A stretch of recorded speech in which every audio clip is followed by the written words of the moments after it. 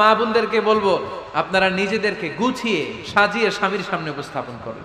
অনেক বোনেরা আছে বাইরে যাওয়ার সময় পার্লারিং করে মেকআপ করে সুন্দর জামা কাপড় পরে বাইরে যায়, আর স্বামীর সামনে আসলে বুয়ার মতো থাকে। আছে না নাই? স্বামীর সামনে পচা জামা, ছিঁড়া জামা, চুলের মধ্যে নাই সুগন্ধি, নিজেকে গুছিয়ে রাখে না, সামলে রাখে না, কাজের বুয়ার মতো নিজেকে উপস্থাপন করে স্বামীর সামনে। আর বাইরে গেলে মেকআপ করে পার্লারিং করে যায়। হওয়া দরকার ছিল উল্টা, বাইরে আপনি সাদা সিধা ভাবে যাবেন, বোরকা দিয়ে নিজেকে ঢেকে যাবেন। বাইরে যাওয়ার সময় কোনো নারী পারফিউম ইউজ করে যেতে পারবে না। নারীরা যত পারফিউম ইউজ করতে মনে চায় আপনার বেডরুমে, আপনার স্বামীর সামনে, ঠিক কিনা? স্বামীর সামনে পারফিউম ইউজ করেন, নিজেকে উজাড় করে সাজান স্বামীর জন্য। এই প্রতিটা সাজুগুজুতে সওয়াব আছে না নাই? ইসলাম কতটা চেক এন্ড ব্যালেন্স, কতটা ভারসাম্যপূর্ণ জীবন ব্যবস্থা। খবরদার, নারীরা ডিওডোরেন্ট ইউজ করে বাইরে যেতে পারবে, যেটা সে তার আর্মপিটে ইউজ করে, কিন্তু ঝাঁঝালো পারফিউম বোরকার উপর দিয়ে মেরে কোনো নারী বাইরে যেতে পারবে? কথা বলেন। সুনানে নাসাইর হাদিস, আল্লাহর হাবিব বলেন, আইয়ুমা ইমরাআতিন ইস্তা'তারাত নাফসাহা ফামাররাত আলা কওমিন লিয়াজিদু রিহাহা ফাহিয়া জানিয়া। কোন নারী যদি তার জামার উপর দিয়ে পারফিউম মেখে পুরুষ লোকের দৃষ্টি আকর্ষণের জন্য ঘরের বাইরে বের হয়, যতটা পুরুষ তার চেহারার দিকে লোলুপ দৃষ্টি নিয়ে তাকাবে, ততটা পুরুষের সাথে জিনার গুনাহ মহিলার আমলনামায় তুলে দিবে কে? পারফিউম মেখে যদি কোনো নারী বের হয় এই উদ্দেশ্যে যে ছেলেরা আমাদের প্রতি আকৃষ্ট হবে, যতটা ছেলে তার দিকে তাকাবে, প্রত্যেকটা ছেলের সাথে জিনার গুনাহ আল্লাহ তাআলা এমনি তার আমলনামায় তুলে দিবে। নাউজুবিল্লাহ পড়েন। এজন্য খবরদার, নিজেকে সাজিয়ে গুজিয়ে স্বামীর সামনে উপস্থাপন করুন, সাজিয়ে গুজিয়ে। অনেক স্ত্রীরা আছে ড্রাইভারের সাথে কথা বলার সময় মিষ্টি হাসি দিয়ে কথা বলে। বাজারে শপিং করতে গেলে আসসালামু আলাইকুম ভাই, কেমন আছেন? কি সুন্দর আসসালামু আলাইকুম।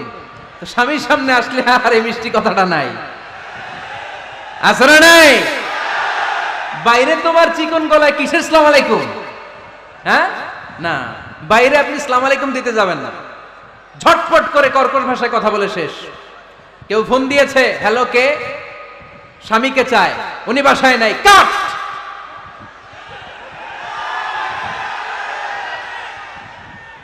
কারে চান? আপনার হাজবেন্ডের, নাই, কাট, শেষ করে দিবেন। মিষ্টি মিষ্টি আসসালামু আলাইকুম আসসালামু আলাইকুম বলা যাবে নাকি? খবরদার, খবরদার। বাজার করতে গেলে কি মিষ্টি হাসি, দোকানে গেলে কি মিষ্টি আলাপ, ড্রাইভারের সাথে কি সুন্দর কথা, সিএনজি ওয়ালার সাথে কি সুন্দর আলাপ, আর ঘরে আসলেই চেহারাটা এরকম করে রাখে, আছে না নাই? ঘরে আসলেই স্বামীর সাথে খিটখিটে মেজাজ। না বোনেরা, উল্টো করে ফেলছেন আপনি। বরং স্বামী ছাড়া অন্যদের সাথে কথা শর্টকাটে সারবেন, যাতে কোনো ফিতনা চলে না আসে। চিল্লায় বলেন ঠিক কিনা? আর নিজেকে স্বামীর জন্য উজাড় করে সাজান, পার্লারিং করেন, বিউটিফিকেশন করেন, মেকআপ করেন, বেডরুমে পারফিউম মাখেন, নিজেকে উজাড় করে স্বামীর জন্য সাজান। সওয়াব দিয়ে আপনার আমলনামাটারে পূর্ণ করে দিবে কে? বিশ্বনবী যখন সফরে যেতেন, সফর থেকে ফিরে আসার সময় ডিরেক্টলি স্ত্রীর ঘরে যেতেন না। বিশ্বনবী একজনকে ঘরে পাঠিয়ে দিতেন, মদিনার উপকণ্ঠে কিছু সময় অপেক্ষা করতেন, আর বলতেন আজকে আমি আয়েশার ঘরে যাব, আয়েশারে যে বলো আমি এসেছি। কয়েক ঘন্টা পরে আয়েশার ঘরে আমি ঢুকবো। সুবহানাল্লাহ পড়েন। স্ত্রীকে সময় দিতেন, কারণ স্ত্রী হয়তো কাজ করে, ঘর গুছায়, ঘেমে থাকতে পারে, তাকে নিজেকে গুছানোর জন্য সময়ের দরকার আছে না নাই? লম্বা সফর শেষ করে, সহিহ বুখারীর হাদিস, বিশ্বনবী যখন সফর শেষ করে মদিনায় ফিরতেন, ডিরেক্টলি স্ত্রীর কাছে যেতেন না, মদিনার উপকণ্ঠে ওয়েট করতেন এবং বার্তাবাহককে পাঠাতেন, যে বলো যে আজকে আমি সফিয়ার ঘরে থাকবো। সফিয়াকে সময় দিতেন 2-1 ঘন্টা, যাতে নিজেকে সাজিয়ে নিতে পারে। সুবহানাল্লাহ পড়ে। এজন্য প্রতিটা স্ত্রীর উচিত, আমার মা বোনেরা যারা আপনার মহিলা প্যান্ডেল থেকে শুনছেন, নিজেকে উজাড় করে স্বামীর জন্য সাজান। আপনার সাজুগুজু বেগানা পুরুষদের জন্য নয়, যে পুরুষদের সাথে দেখা দেওয়া জায়েজ নাই তাদের জন্য নয়, রাস্তার পুরুষের জন্য নয়। আপনার সাজুগুজু, আপনার সৌন্দর্য, আপনার বিউটি সব আল্লাহ তাআলা আপনার স্বামীর জন্য করতে বলেছে। চিল্লায় বলেন ঠিক কিনা? 10 নাম্বার দায়িত্ব, স্বামীর ক্যাপাসিটির বাইরে না চাওয়া। আপনি জানেন স্বামীর বেতন হলো 20,000, আপনি এসে বলা শুরু করছেন, পাশের ঘরের ভাবিরে দেখলাম 25,000 টাকা দামের জামদানি শাড়ি কিনছে, আমারও একটা দিবা। আছে না নাই? তো আবদারটা হইল, আবদারটা হইছে। আপনি তো জানেন আপনার স্বামীর ক্যাপাসিটি কতটুকু। আমার বোনেরা, আমার মায়েরা, খবরদার, আপনার স্বামীর ভেতরে আপনার জান্নাত, আপনার স্বামীর ভেতরে আপনার জাহান্নাম। আপনার স্বামীর মনকে খুশি রাখতে পারলে জান্নাতের দরজাগুলো আপনার জন্য খুলে দিবে কে? ক্যাপাসিটির বাইরে কিছু চাবেন না। এই 10টা স্ত্রীদের দায়িত্ব। এই 10টা পয়েন্ট যদি কোনো স্ত্রী স্বামীর জন্য এইভাবে স্যাক্রিফাইস করে করে এইভাবে আঞ্জাম দিতে পারে, এই স্ত্রীদের জন্য জান্নাতের দরজাকে খোলা রেখেছে কে? আওয়াজ করে বলতে হবে, খোলা রেখে দিয়েছেন কে? এবার আসবো, আপনাদেরকে ধরবো। এবার আপনাদেরকে নিয়ে আলোচনা। একটা সুখী দাম্পত্য জীবনের জন্য কি সব দায় দায়িত্ব আল্লাহ তাআলা স্ত্রীদেরকে দিয়েছে নাকি? কথা কয় না কেন? এবার ওনারা খুশি হবে, এবার ভাবিরা খুশি হবে মহিলা প্যান্ডেলে।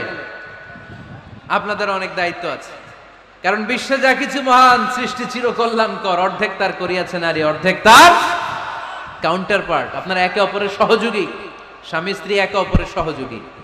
একটা সুখী দাম্পত্য জীবনের জন্য স্বামীর অনেক দায়িত্ব আছে। 1 নম্বর দায়িত্ব হচ্ছে ফ্যামিলির যত ফিনান্সিয়াল দায়িত্ব আছে সব স্বামীর কাঁধে বর্তায়, ঠিক কিনা? কারণ স্বামী হচ্ছে স্ত্রীর কেয়ারটেকার। আর রিজালু কাওয়ামুনা আলান নিসা, কাওয়াম শব্দটার এক বচন হচ্ছে কাওয়ামুন, আর বহু বচন হচ্ছে কাওয়ামুন, এক বচন হচ্ছে কাওয়াম। এর মানে হচ্ছে in charge. You are the in charge of your wife, you are the caretaker of your wife. আপনি আপনার স্ত্রীর দায়িত্বশীল, স্ত্রীকে রক্ষা করা আপনার দায়িত্ব। পুরুষকে আল্লাহ তাআলা নারী জাতিকে প্রোটেকশন দেওয়ার জন্য বানিয়েছে, ঠিক কিনা? নারীকে একেবারে ধর্ষণের জন্য পুরুষদেরকে বানানো নাই, চিল্লায় বলেন ঠিক কিনা? যারা নারীকে ধর্ষণ করে অন্যায় ভাবে, এগুলো পুরুষ না, এগুলো কাপুরুষ। এগুলো কি? আওয়াজ করে বলতে হবে, এগুলো কি?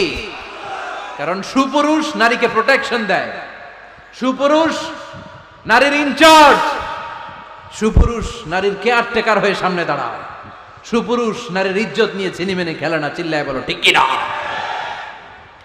এজন্য আল্লাহ বললেন, আর রিজালু কাওয়ামুনা আলান নিসা, পুরুষরা হলো নারীর ইনচার্জ, নারীর কেয়ারটেকার। একজন স্ত্রীর যত ধরনের আর্থিক খরচাদি ফ্যামিলিতে লাগে, সব খরচ করা স্বামীর জন্য ফরজ করেছে কে? বেসিক্যালি একটা ফ্যামিলিতে স্ত্রীর জন্য স্বামীর 4 ধরনের খরচ করতে হয়। বুঝে নেন আপনাদের দায়িত্ব। 1 নম্বর dowry, you have to pay the dowry. মহারণা দিতে হবে। কি দিতে হবে? মহারণা দেয়া নফল, তাই না? মহারণা দেয়া তো সুন্নত, তাই না? আওয়াজ করে বলতে হবে, মহারণা দেওয়া কি? وآتوا النساء صدقاتهن نحلا فإن طبن لكم عن شيء منه نفسا فكلوه هنيئا مريئا। সুবহানাল্লাহ পড়েন। আল্লাহ বললেন, ওয়াতুন নিসা সাদকাতিহিন্না নিহলা, সন্তুষ্ট চিত্তে স্ত্রীর হাতে বিয়ের মহারণা তুলে দাও। ফরজ, মহারণা দিয়ে দিবেন। আমরা মহারণা তো দেই না, তার বিপরীতে যৌতুক নেই। কি নেই? দেখেন কিভাবে ইসলামটাকে আমরা ধ্বংস করলাম, কিভাবে শরিয়ার রুলগুলোকে আমরা ভায়োলেট করলাম। আল্লাহ দিল মহারণা, আমরা ঢুকাইছি যৌতুক। ইসলাম আমাদের জন্য সুন্নাহ সম্মত পদ্ধতি দিয়েছে ওয়ালিমা, আমরা খাই বরযাত্রী। আছে না নাই? আছে না নাই? এজন্য বিয়েতে আমরা যৌতুক নিব না, বরং মহারণা দিব। কি দিবেন? কি দিবেন? যৌতুক চলে মনে হয় নীলফামারীতে খুব। হ্যাঁ চলে, চলে। যৌতুক নেওয়া যাবে? যৌতুক একটা সামাজিক অপরাধ, এটা সামাজিক ব্যাধি। কুকুরের গোশত খাওয়া যত গুনাহ, যৌতুক খাওয়া তার চাইতেও বড় গুনাহ। এর কারণ কুকুরের গোশত খেলে একটা গুনাহ হয়, হারাম খাওয়ার গুনাহ। যৌতুক খেলে 2 গুনাহ, 1 হচ্ছে হারাম খাওয়ার গুনাহ, 2 হচ্ছে শ্বশুর বাড়ির উপরে জুলুমের গুনাহ। কথা বলেন। এজন্য যৌতুকের সাথে আমাদের কোনো সম্পর্ক। বিয়ে করো নাই কারা কারা? হাত তোলো। আওয়াজ করে আল্লাহর ডাক দাও, বলো আল্লাহ আমার বিয়েতে 1 টাকাও যৌতুক খাবো না, তুমি তৌফিক দাও। আমিন। আওয়াজ করে বলতে হবে আমিন। ওয়াদা কিন্তু আমার সাথে হয় নাই, ওয়াদা হয়েছে কার সাথে? খবরদার নীলফামারীর যুবকেরা খবরদার, তাহলে ফিনান্সিয়াল রেসপন্সিবিলিটি সব আমাদের। 1 নম্বরে মোহরানা দেয়া, 2 নম্বরে ফুডিং খাবারের ব্যবস্থা করা, 3 নম্বরে ক্লোথিং কাপড়ের ব্যবস্থা করা, ওয়া আলাল মাউলুদি রিজকুহুন্না